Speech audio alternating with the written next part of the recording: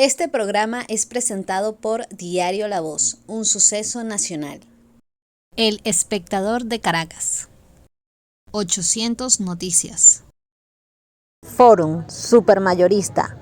Compra más, ahorra más. Style Shop, tu mejor opción en marca y accesorios. Bienvenidos a Conversando con Emilio.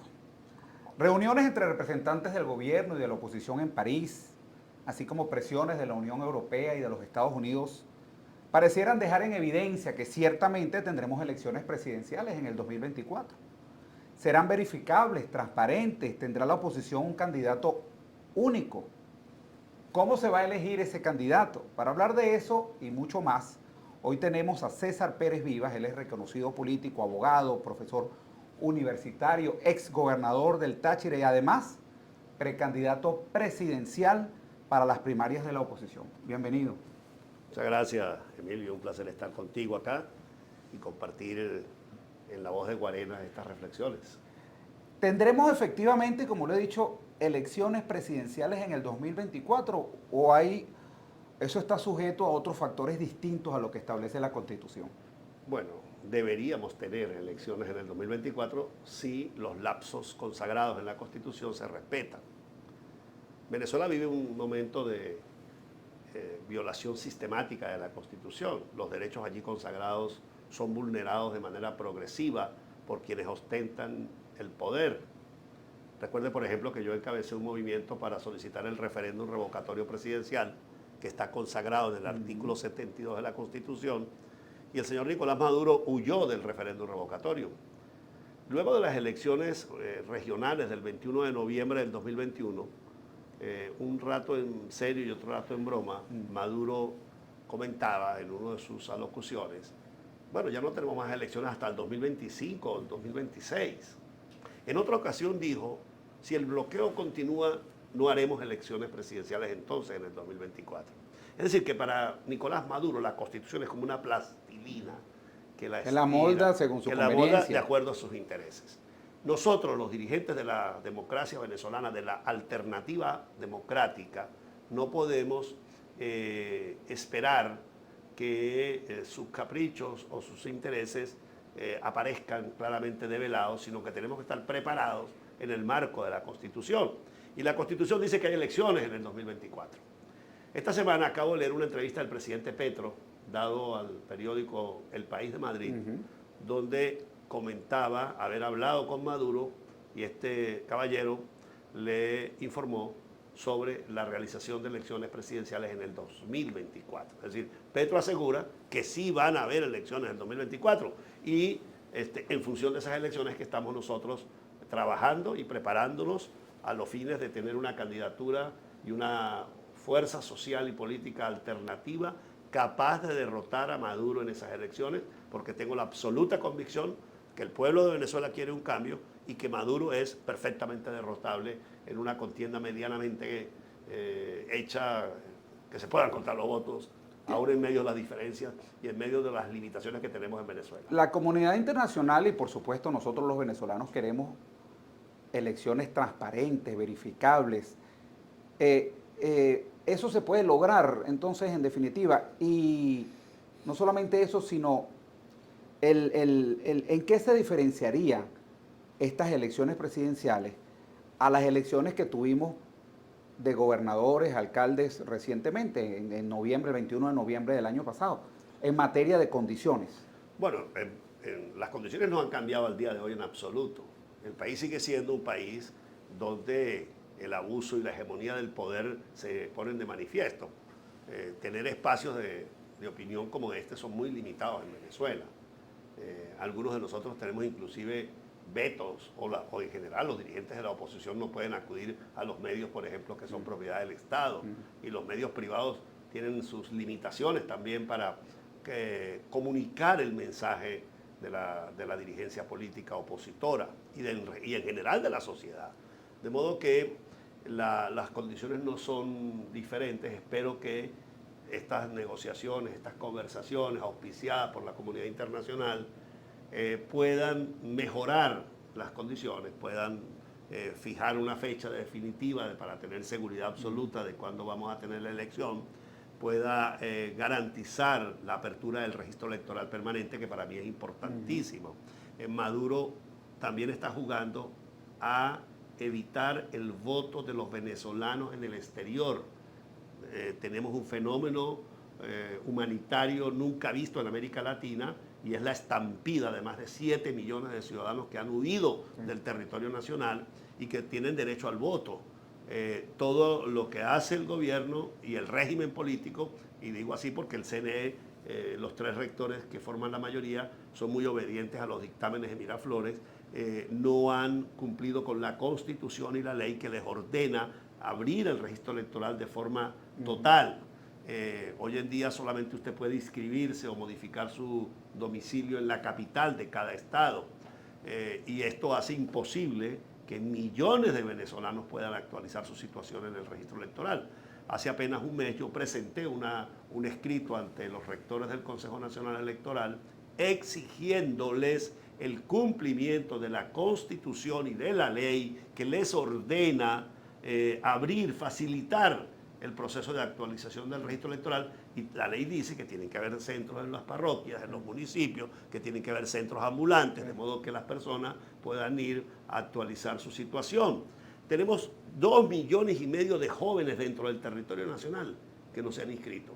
Tenemos cerca de 3 millones de ciudadanos que se han movido de sus domicilios, producto de toda la crisis.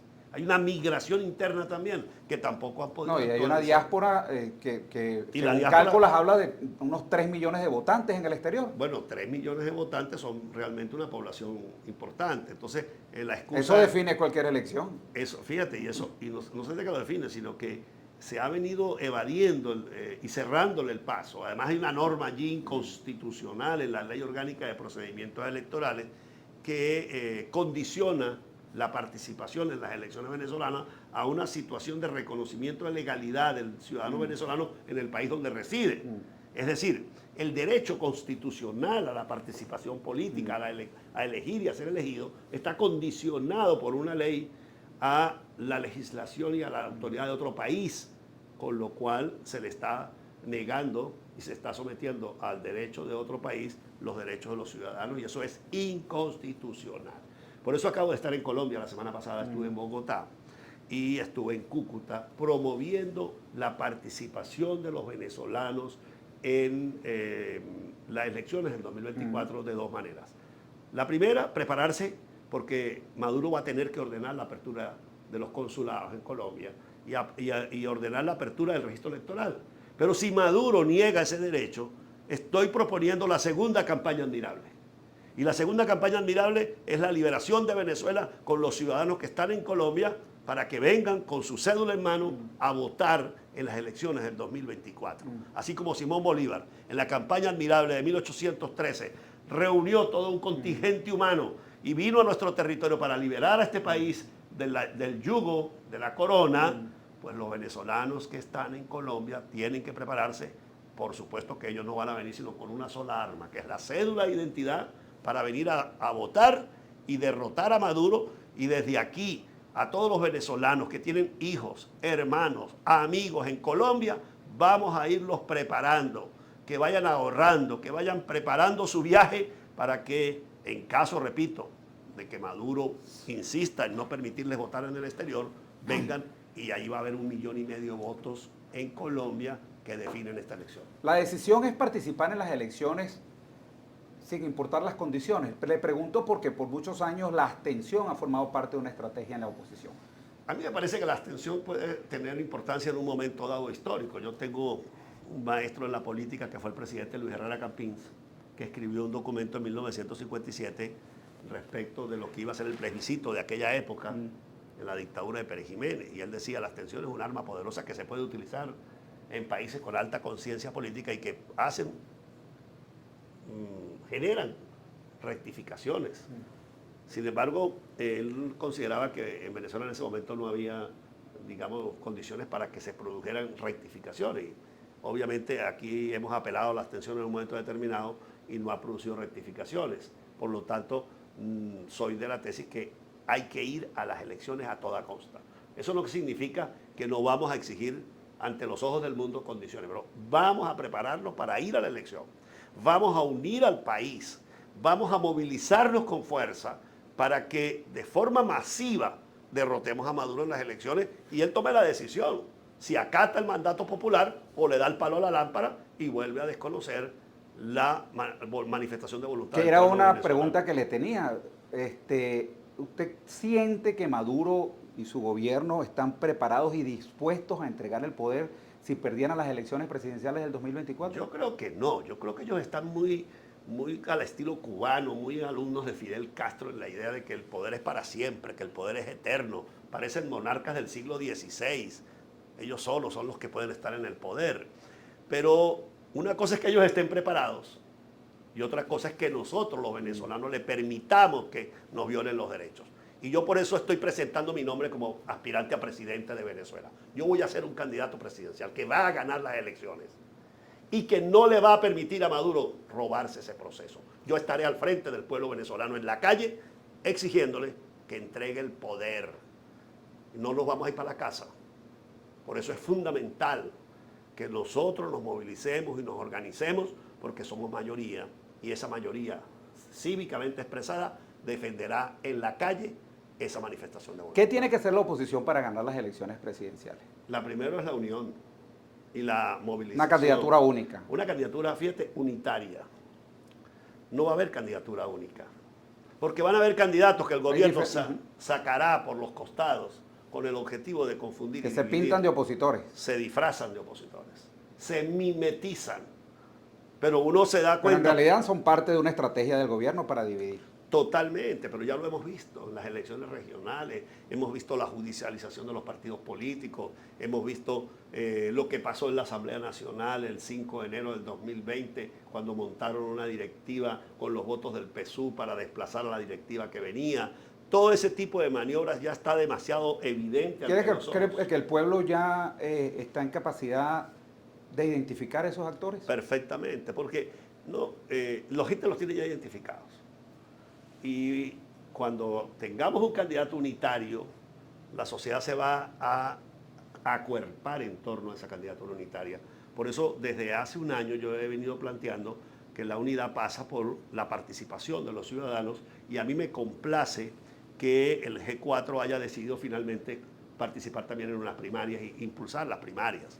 De modo que las primarias van a ser la oportunidad para que los ciudadanos puedan decidir el destino del país, que esta candidatura alternativa, esta candidatura que va a derrotar a Maduro no sea el fruto de un acuerdo de 4 señores o 5 o 6 o 10 que se reúnen en un cafetín y deciden quién es candidato presidencial. No, son ustedes, los ciudadanos, los que con su voto van a decidir en manos de quién colocan la conducción de la República. ¿Qué se aspira de esa, por cierto, comisión de primarias que se instaló el día de ayer?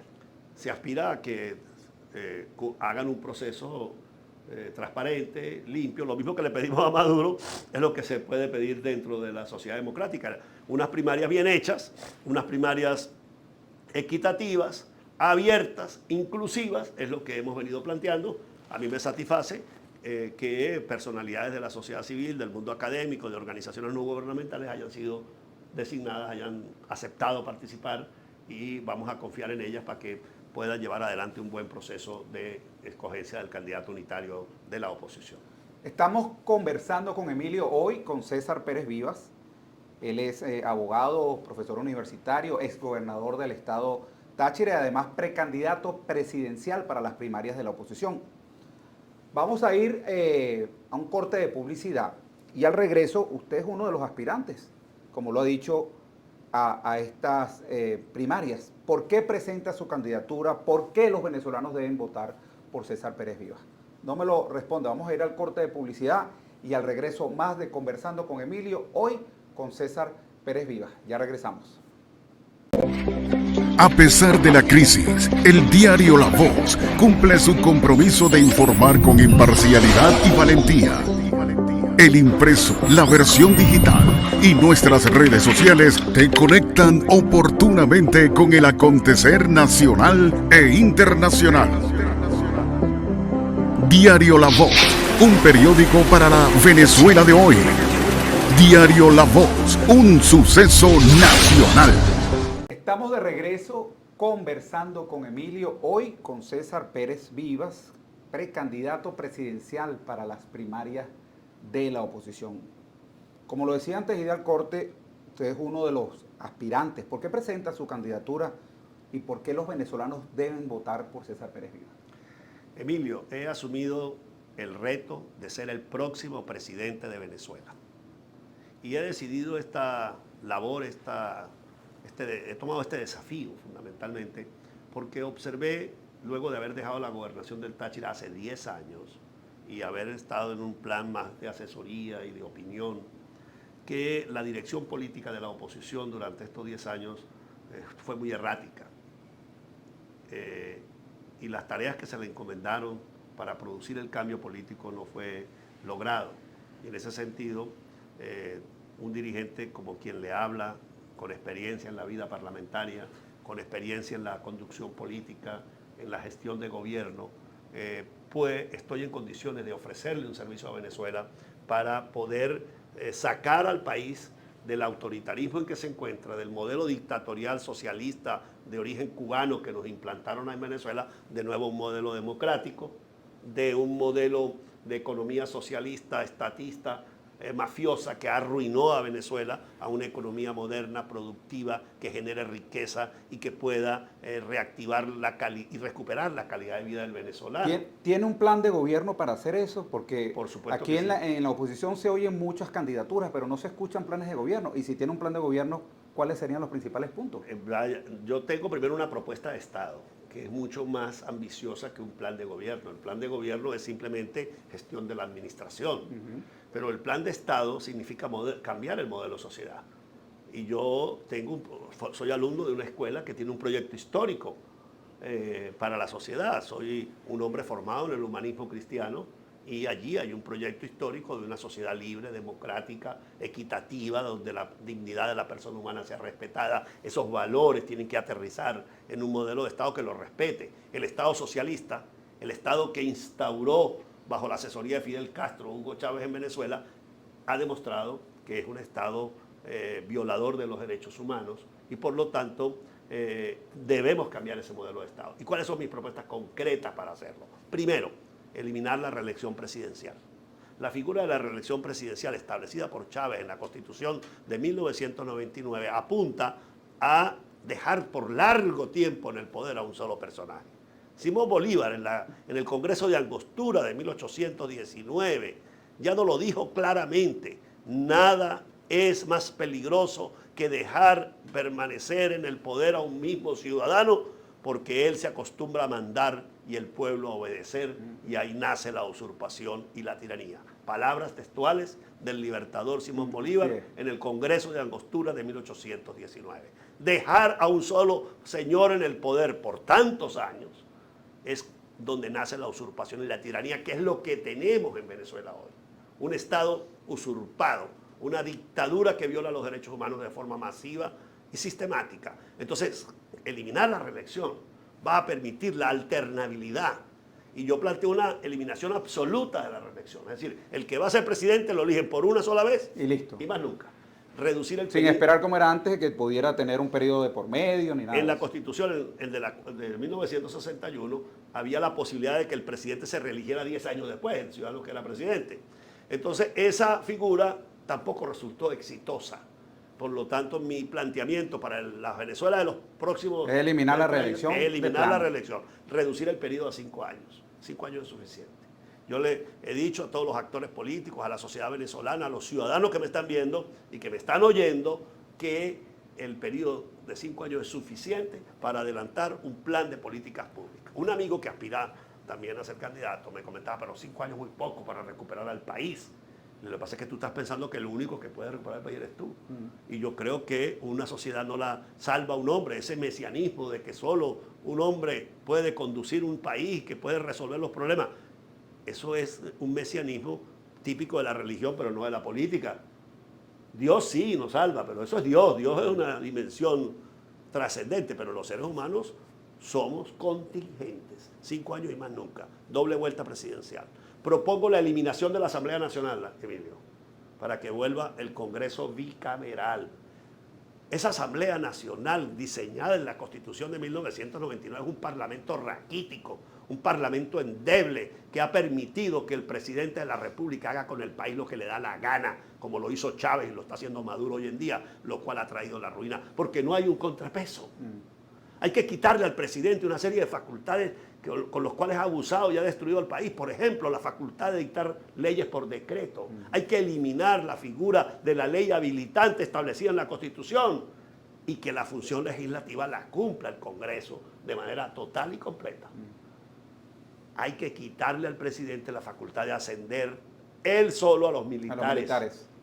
Eso también lo estableció Bolívar en 1819, que el grado de coronel y general lo autorizaba el Congreso. Chávez quería él solo controlar a los militares, que nadie se le saliera del carril, entonces él eliminó esa figura de la Constitución, la hizo eliminar y, bueno, tenemos una Fuerza Armada hoy destruida, politizada. Politizada totalmente. Convertida en un partido político en armas, y yo me propongo rescatar la majestad y la institucionalidad de la Fuerza Armada para garantizar la seguridad de los ciudadanos, la integridad del territorio, garantizándole a esa componente de la sociedad su seguridad social y garantizándole sus derechos, pero que ellos también tengan que respetar los derechos al pueblo venezolano. En términos económicos, la gente, pues, el venezolano común y corriente, los sectores populares está muy golpeado. Un salario mínimo, la última vez que lo calculé, $16 mensuales, que debe estar menos por la subida que ha tenido el dólar en estos días, si lo dolarizamos.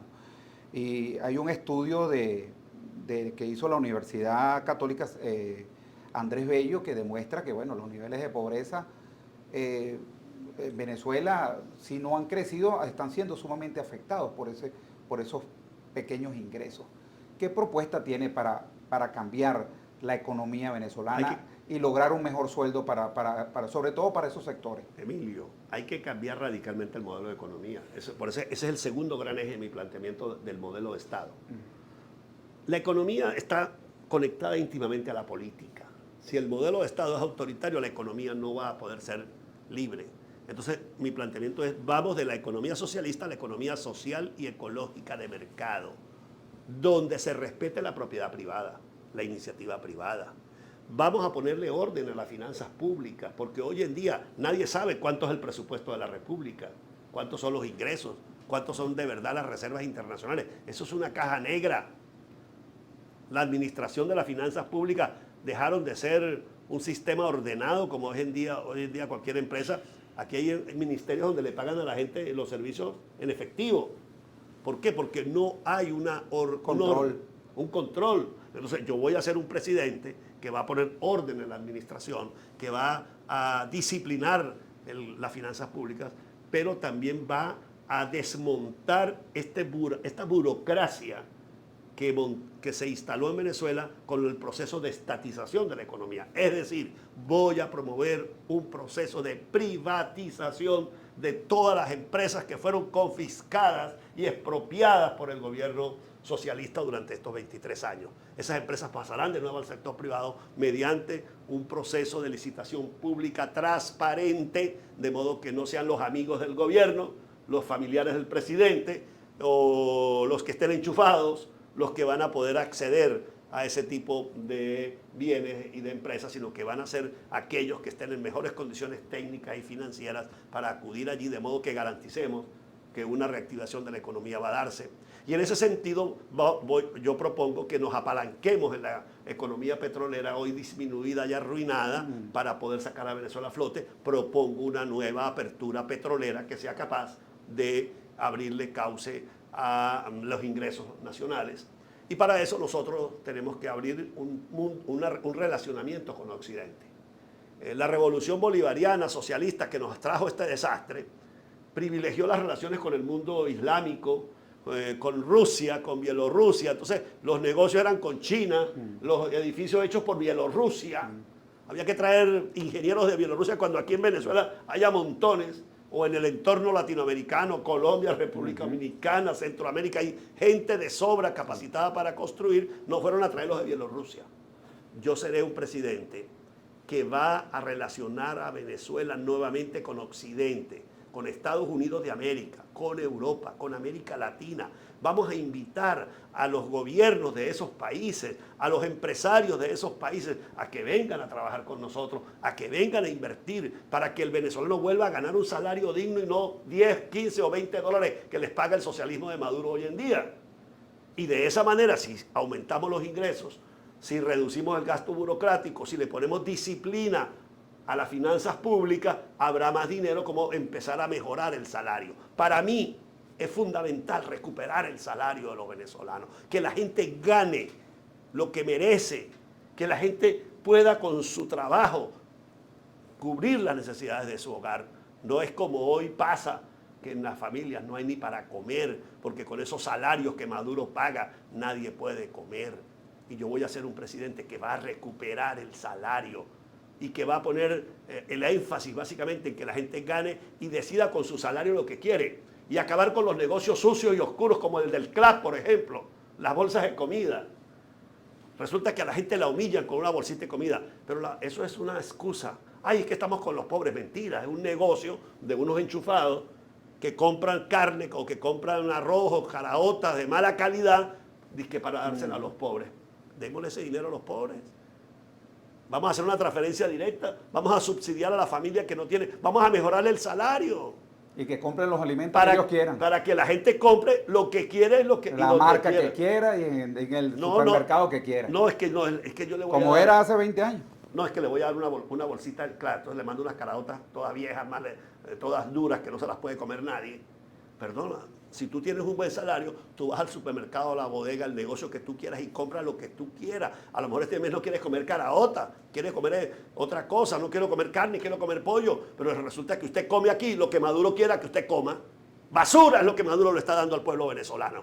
Y nosotros, que vamos a ganar esta elección y que vamos a derrotar a Maduro, vamos a dignificar al pueblo venezolano. ¿Por qué será importante, como usted lo ha dicho, relanzar a Venezuela con organismos internacionales como el Banco Mundial o el Fondo Monetario Internacional? Porque Venezuela está quebrada.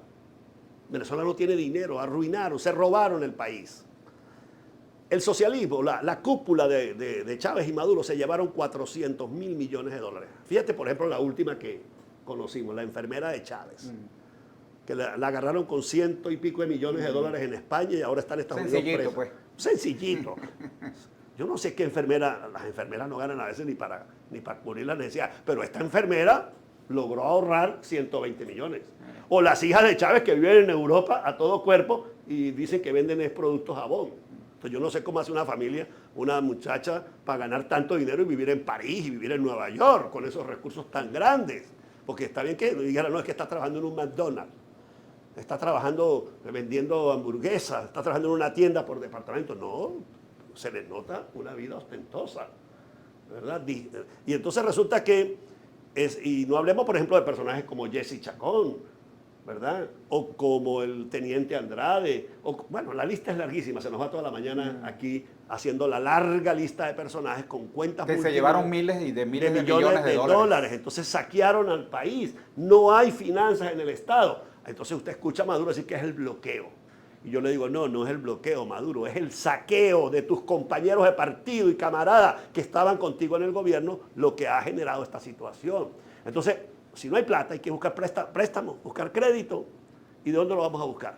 Banco Mundial, Fondo Monetario Internacional, con los cuales Chávez lo mandó. Porque en la época en que Chávez llegó había mucha plata y el hombre se sentía poderoso porque tenía billete a montón. Después que se lo robaron, lo dilapidaron, pues ahora estamos quebrados. Y eso le pasa a cualquiera. Si usted no tiene plata, pues ahí le presta dinero al amigo y todo así. Tenemos que salir a prestar plata.